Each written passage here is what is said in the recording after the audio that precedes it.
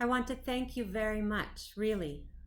I'm sure I don't know why Helen and I were selected for this honor, except that we're a long-lived pair, and being of the Great Migration of the 1960s, we have lived here for more than 50 years and have acquired a little moss on ourselves.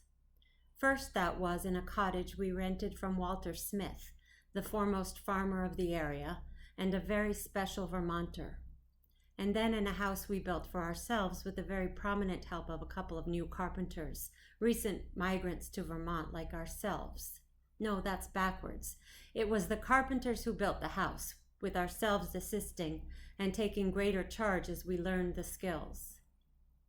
In the course of time and because of changes in our lives, the shrinking down of Goddard College where I had been hired to teach anthropology, we became the Upland Bakers. We fell in with the new mystique of bread, good bread, preferably sourdough bread and baked in a wood-fired oven.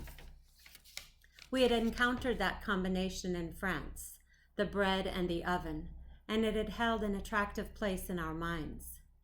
We built that ultimate oven ourselves with no previous masonry experience. Helen studied a few books to guide us, and masonry novices though we were, we did it. Built ourselves a serviceable oven over a long summer with field stone gathered from the stone dumps. Why sure, help yourselves, at the back of ends of Walter Smith's fields. We didn't maraud any stone walls in all that effort. The stone and brick oven we made, with Helen, our mason-in-chief, was sort of preposterous, but it worked surprisingly well and served us for the 20 years that we baked bread for the area, supplying a small scatter of stores and food co-ops.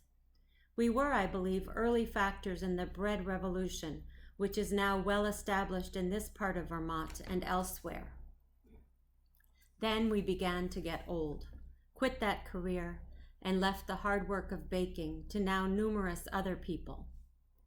Now this is us, me, as a current member of Hunger Mountain. We live fairly isolated on a dirt road 10 miles from Montpelier.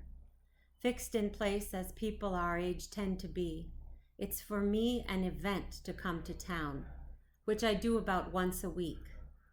The co-op is one of our regular stops when we go to town, and moseying around in it for our purchases, and once in a while for lunch with a friend, I feel a little as though I had arrived at something akin to a village green, with acquaintances appearing around the bend as I make my way through the oddly arranged aisles of the store.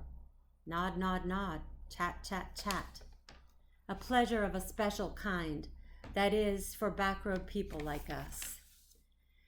And one of the pleasures is the sight of the little kids in carriages whose mothers and fathers, besides shopping, are looking too for a little of the village green experience, for a casual encounter with a friend or acquaintance.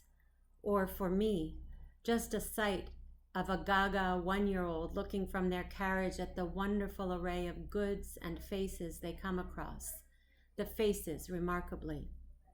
So I'll end with that little prize and surprise of the baby wondering about the faces he sees at the co-op, that frank curiosity, and the hankering eye of the old guy, me, who has yet to greet his first great-grandchild.